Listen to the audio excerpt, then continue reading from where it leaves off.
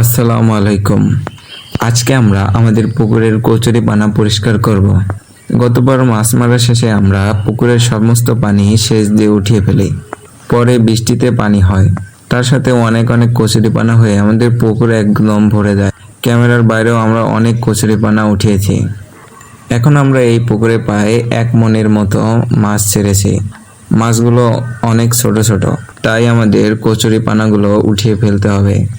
কচুরিপানা থাকলে কচুরিপানার ভিতরে অনেক সাপ থাকে, যে সাপগুলো আমাদের মাছগুলো খেয়ে ফেলবে। তাই আমাদের কচুরিপানাগুলো পরিষ্কার করতে হবে। এই কচুরিপানাগুলো আমরা অল্প অল্প করে পরিষ্কার করি।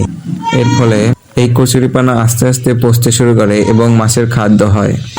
তাছাড়াও আমাদের কচুরিপানাগুলো তাড়াতাড়ি পরিষ্কার করে ফেলতে হবে, না হলে সাপে আমাদের সকল মাছ খেয়ে ফেলবে।